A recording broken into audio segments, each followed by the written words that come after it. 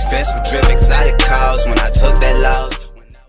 What's going on, guys? It's your man, Ed Hayes, the wholesale coach here, back for another episode of the podcast. And in this podcast, guys, I'm extra proud to be able to bring you one of my most successful clients. This guy, look, he told me when we first started talking, he was like, look, man, I want to be one of your success stories. I'm going to get on your podcast one day. So I'm extra excited to bring out Glenn onto the podcast. Brother, how is it going? Oh, it's going fantastic, brother Ed. Fantastic, man. My brother. Good old Glenn, bro. So, bro, I wanted to bring you onto the podcast so you could come out and talk to the listeners. I know you just recently got that first deal closed. Yeah, I just wanted to be able to have you come out and, just tell the audience a little bit about, your journey trying to get this deal, some of your successes, some of your struggles, and just give them a little bit of insight into what you've learned so far as a wholesaler. Okay. All right. Sounds good. So pretty much I started wholesaling in December. And if you recall, I think we got together the beginning of December of last year. So based on your information, your coaching, sending me leads, and also I'm driving for dollars. So the deal that I just closed was actually a driving for dollars lead that I started talking to in December. And through follow-up and continue to contact the seller, I was able to get it under contract in February. So December, January, February. So 2 months later. And it was a situation where we couldn't close right away because the sister was still in the house. So she needed time to move. So we had to move the closing to like 6 weeks out, which would have been the 29th of March. And it actually closed on the 28th of March. Mm-hmm. So we actually closed last week. Hey, right. You beat the buzzer. Right. Beat the buzzer. Okay. So you just cashed out last week. So man, that's not a very long period of time. So what is it? So you said that you started wholesaling in December, mm-hmm. and it is the beginning of April now, and you closed your first deal at the end of March. So it's about like 3 good months. Yes. Yeah, actually, maybe even a little bit less than 3 months total. So yeah, man, that's pretty good, bro. That's pretty good. And I know that you're on the path to doing a lot more coming up soon here. Yes. Actually, when I got that one under contract, I got 2 others under contract. So I have another closing next week and then another closing a couple weeks from next week. So they were all under contract at similar times. That's what I'm talking about, my man. You say you're knocking it out, brother, for real. And so those are all like at the closing stage, like they're already at the title company? Yes, they're at the title company. Buyers are in place, just waiting through everything to go through. And so in the state of Pennsylvania, you can't really get anything closed until 21 days. That's the fastest. But a lot of times it might take up to 30 or sometimes even 35 days. So, but once you get it to the title company, the buyers, like I said, I've already had the buyers in place and we're just waiting to help and get the paperwork done. Everything's pretty much a done deal. Hey, nah. Okay. That's what I'm talking about. So, man, honestly, you already know, like a lot of people always want to know, like, man, that at least that first deal, how much does that net you? What were you able to walk away with on that first one? $4,050.98. $4,050.98. Hey, nah, $4,000. Hey, honestly, $4,000. If you were at the average of just doing one of those per month, you'd be making nearly $50,000, which is what a college graduate makes. Right. And then you got 2 more in the pipeline. Man, so what are you looking to net like within this 30-day span then? Well, one will be 5,000, another 5,000, and another one will be 2,000. So it'll be 7 more thousand. So Okay, 11,000 in a short month. Man. it works for me. Hey, right. That works for me too. That's a six-figure income, brother. You keep that consistent. That's a six-figure income. For real. Man.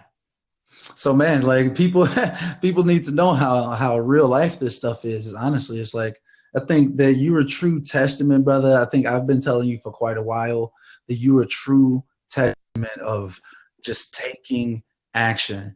You know, like every time that we got on the phone call, like I talk to Glenn, I tell him like, yeah, bro, I need you to, to do X, Y, Z, whatever it may have been, like the things that I was telling you along the way. Every time I get on another phone call with him, he'd be like, man, I knocked out all of that. And I was doing 1, 2, and 3 as well. Like, oh man, I see you out here, brother. Yes. You're exactly right. One thing I remember you telling me is that to get involved in the real estate meetings, and I most definitely got involved in the real estate meetings here, and I met a lot of cash buyers. And I remember another time you had told me I had a property under contract, and you were telling me about how to put signs around the property. And I put signs around the property, and I got a cash buyer that way. So yeah, everything you've told me, I most definitely have taken action on. Yeah, man. And I appreciate it too, brother, for real. Like that makes my time worth it. That lets me know that you're really trying to take action, that you're really trying to get the results at the end. I mean, because that's the only reason why people try to get coaching. You're trying to get the result. You know what I mean? And that, I'll try to tell people all the time, hey, look, I can't do your push-ups for you. I'm glad you out here like on beast mode on the push-ups, brother. I see you out here. Yes, sir. Seriously. So yeah, though, man. So why don't you tell them, like a little bit more about like your background, because I think that you have a massive advantage over a lot of other wholesalers. So why don't you tell them like a little bit more about like your background, what you do, and uh, how you have an advantage over people. I feel like. Okay. About like real estate. I actually started buying properties in 2006, and I was buying rental properties, but I was buying them from foreclosures and estate sales. And so I would buy properties. Me and my brother-in-law would go in there, fix up a little bit, and we would rent them out. But I didn't know anything about wholesaling at the time. So while I was buying properties, I was in corporate America. I have an MBA as well. And I left. So I'm originally from Pittsburgh, did all my properties in Pittsburgh, but I left Pittsburgh 2012, traveled a little bit, and I didn't come back till last year, around January of last year. And then I kept hearing about this wholesaling stuff, and that's when I started really doing research on it. But so not in corporate America anymore, came back to sell the properties that I had, and had to actually start rehabbing some of them in order to sell them. So my background does include, buying real estate, selling, renting, and understanding the process of what it costs to rehab, do bathrooms, do kitchens, roofing, drywall, and things like that. Right. So I may have an advantage of what it may cost to do a project. But remember, I still didn't know anything about wholesaling until I started doing research online about wholesaling. And then I kind of researched on YouTube wholesaling in Pittsburgh. And guess who popped up? It was Ed Hayes, who had somebody by the name of Dejan Charles on for the on the YouTube channel. And then I reached out to Dejan, and then I reached out to you. And then that's when you became my coach. I got everything situated. That was actually December, and took it from there. Hey, yeah, man. Yeah. So, but I think that your background, like that, the technical knowledge of like what it takes to get a deal done and like how much things cost. And I think that that's something that a lot of, especially brand new wholesalers or, people that's just, oh, what's wholesaling? If you don't have that, well, not if you don't have that experience, but if you do have that experience, I think that that's a huge leg up over the competition. I mean, but like you said, you didn't know anything about wholesaling, so you could have just been out there. There's a lot of people that have that experience that's just, they just not taking action or not actually trying to learn. So I'm glad that you reached out to me, brother, for real. I'm most definitely glad I reached out to you. Hey, I appreciate it. So man, brother, what's your plan from here? Like, what do you plan on doing next now that you got this deal, already in the bag for $4,000. You got a couple more coming up for, about another $7,000. I mean, like, what's your outlook for the rest of this year? Well, I'm going to stick it with the basics. And I know sometimes when we start making money, we kind of start adding on to the basics, and sometimes that can slow down the progress here. But where I'm at, driving for dollars seem to work. And so I already have a couple in the pipeline that I'm working. I should have contracts on within this week and next week, between this week and next week. One is a 6-unit, and one is a single family in a real hot area where buyers normally put about 200,000 into it, or 150, and sell them for 400,000. So I should have those situated. Then I also have another thing that I'm working. So my goal is actually to have 3 to 5 contracts per month. And anything that I put under contract, it is going to the table to close. I rarely will have something under contract and have to get out of the contract. If I get it under contract, it's most definitely going to the table to close. I hear that. And I think that, one of the most important things that you did too, bro, that actually can, almost certainly ensure your success with the 3 to 5 contracts per month and actually getting them closed is that, like you mentioned earlier, is that you took action when I told you to go out to those REI meetings and start rubbing shoulders. So like you were able to build up a whole team of individuals to facilitate these deals. Why don't you tell them a little bit more about like how you were able to do that or how that came about? Oh, okay. Yeah, that's actually a great insight. So talking to you, you were telling me to go to the REI meetings. So I ended up going to one REI meeting, and I had some properties to sell, because you can go to our REI meetings, and if we're very supportive of wholesalers, and if you have properties to sell, you can actually present them to the group. But that meeting led to another meeting, REI meeting, a week later. And at this other meeting, they had in my city the top wholesaler in the city. And he started last year in February. And from February to this past February, because that's when the meeting was, he did 81 deals, averaged 13,000. And so I guess if you do the math, it's like 1.3 million or something like that, but you have to do the math. And he gave me all the instructions of what he did while I was at the meeting. So the meeting was on Wednesday, and on Friday, I actually followed his instructions as well. His instructions was to go to the title company, a title company that is very wholesale friendly, which he gave us the name that I went to. And based on a conversation, the guy who owns the title company was telling me all the rules and regulations of Pittsburgh. For example, in every city and state, I'm sure it's different of what you have to do. Most of it's the same, but probably some of the things are different. But I know here in the city, in order to be a wholesaler, you have to have the intention of pulling down the property. So one of the things he said was, in order to pull down a property, here, I'm going to give you information to a funding manager.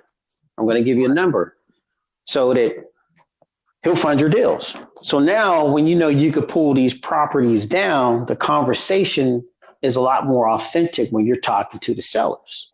because you're confident you can pull it down. Mm-hmm.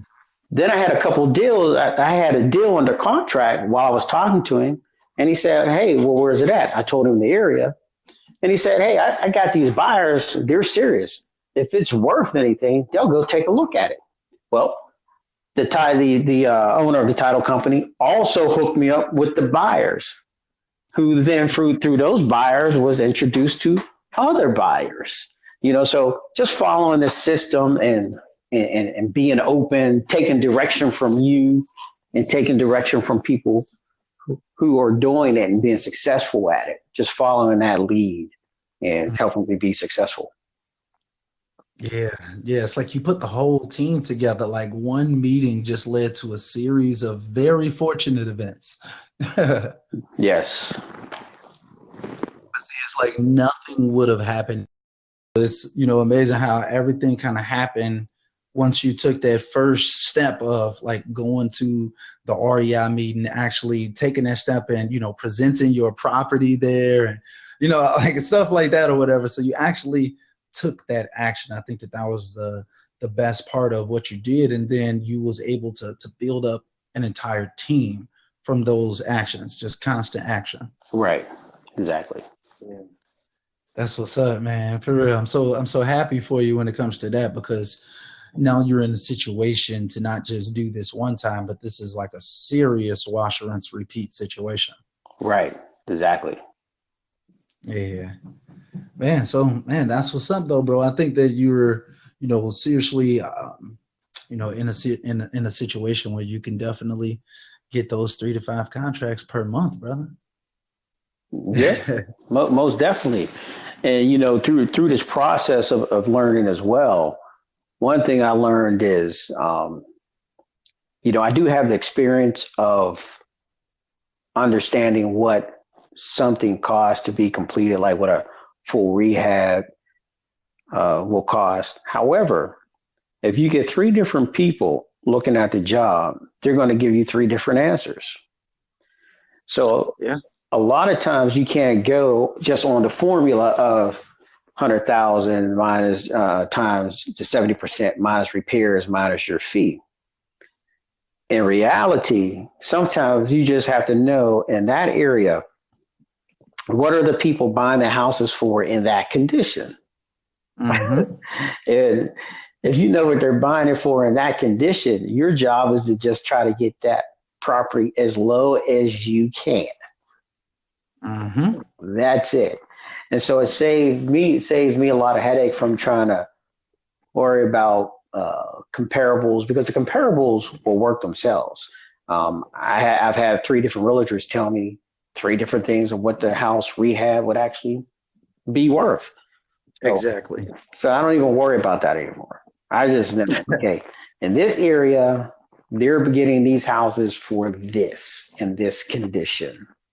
So my job is to get with the seller and try to get that as low as possible, and then you start from there, and then that's how you can increase your spreads. Exactly. I hear you on that too. I try to tell people all the time, hey, look, if you're not a contractor, don't try to become a contractor all of a sudden, or don't try to become a real estate agent. And you know what I'm saying? Like, you don't have to be perfect, or you don't have to spend like a ton of time trying to figure out what the ARV is. You really want to know, like, what's the real life market? What are people buying these properties for in this area? Right. In this condition, like you say. And yeah, like the after repair price is cool and on. That's when those repair estimates come in handy. So then you kind of let them know, like, hey, if you put X amount into it, you could sell it for XYZ. But at the end of the day, people only gonna pay, for the most part, what other people are paying. They're gonna pay what the market is. So that's the most important thing. Like you say, once you know that, then just try to get it as low as possible under what the market rate is. Right, exactly. Yeah. So that's an easy way to kind of compute those comps for all those listeners out there. Right. Well, not even like the comps, but like what you should be trying to get the property under contract for. Mm-hmm. Yeah. So, man, bro. So, yeah, man, I'm it's like I'm almost amazed that we have been having this podcast with you. When we first started talking to each other, he was like, "Yeah, I'm gonna get on your podcast, brother. That's my goal." Hey, I hear you on that. So man, I'm really glad to have you on the podcast. I think that, like I said before, that you're a real testament to what taking massive action can do and just taking the right action. Anybody can be out there taking a lot of action, but if you're not doing the right things and really using a lot of logic and, stuff like that when you're doing this, you can't be stuck in equations, and you really just got to be a human, and just really think like a buyer. And I think that you've been taking a lot of massive action. And man, bro, I'm just proud of you, for real. Well, I appreciate it, man. Like I said, I wasn't going to let your coaching go in vain. And I would tell you that all the time when we talked. Right, yeah, you always tell me that, man. Hey, I appreciate it, brother. For real. That means the world to me. That lets me know that my hard work and effort is not in vain. For real, for real. It's always worth it. Seriously. You're always knocking it out, bro. So yeah, I feel like I had a couple more topics that I wanted to kind of touch base with you on. But I know that, like you were telling people earlier, like, you have found me, you said on YouTube, right? Yeah, found you on YouTube, yeah. Like, I know that you had connected with Dejan. You all were talking to each other, and yeah, it's like, word of mouth is everything. Mm-hmm. So I'm glad to have you out on the podcast. Just like I told Dejan, I wanted to have him come on to the mastermind group that day so he can share his story, because I'm sure that your story, just like his, will inspire a ton of people to actually start taking action and know that it's possible for them. Right. Most definitely. Because I was inspired by him, just being that he's a young guy and he's out here doing it. I was like, oh, wow. Well, this is possible. This is real. So hopefully my story will inspire, people to just get out there and do it. And the reality of it is, if you're taking action, it's almost like you can't fail. You'll trip over a deal.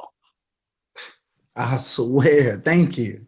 Thank you for telling people that, because it's so true. I try to tell people all the time, like, look, take the right action. As long as you don't give up, you're gonna win. And my motto in life is, you either win or you quit. Right. Just simple as that. Just don't give up. Just keep grinding. Take massive action. Take the right actions. Just keep going. Just keep going. Exactly. But think about it. Like, if someone told most listeners right now, like, if someone told you that, hey, if you give me 3 months of your time, I'll put you in a position to have $7,000 in 1 month, would you take it? Yep. I think people will. Yeah, exactly. Yeah, I would too. Like, most people take that opportunity, and this is the opportunity that's presented in front of you today. If you listening to this podcast, like, this is the type of opportunity that's out there, and it's like, all you got to do is take action, and you can get it too. If you just found out about wholesaling, Glenn just found out about wholesaling 3 months ago. He's about to be a 6-figure income earner within no time. Well, this is changing people's lives, and if you're listening to this, I really, really want this podcast to inspire you to really start taking some action. Seriously. So yeah. Anyway, though, bro, man. I just want you to. I got one more question for you, and then we'll probably wrap it up here. I'd like to ask, a question that I've been really liking to ask people who've gotten their first deals lately is, if you had one piece of advice that you can give to a brand new wholesaler, or if it was you yourself 3 months ago, like, what would you tell yourself now? What's the best piece of advice that you have for a brand new wholesaler? Drive for dollars. Skip trace. Make the phone call. Get it under contract. And market the HE double hockey sticks out of the property. Hey, a deal, right? Yep. Because That's some one good. thing, one thing I realized too is that uh, in the business, and this is just coming from my investment background and just common sense as well. There are different investors for everything. So, say you do have a property, and the professional investors want to get it at a certain price, so it may not work. But you have all kind of investors. You have new investors who want to get into the market, who's willing to pay a little bit higher. You have people that watch HGTV, HGTV. Okay, yes, and they want to get in and do some flips, but they're willing to pay a higher price for the property. So if you market it, you're allowing that property for a lot of other investors to actually see it. And then when you do that, you'll be able to sell it faster and even maybe sell it a little bit higher as well. Because the professional investors are only wanted at a certain point. Exactly. But through marketing, you can get to those newer investors who's willing to put a little bit more money, take a chance, and that works as well. So that's why I say market. Hey, nah, I hear that, brother. And some sage advice from one of my mentors. He told me one time that I'll never forget it. He said, "He who has the biggest buyers list makes the most money." Mm. I think that's a fact. You know, the more people that you can market the property to, the more eyeballs that see the property.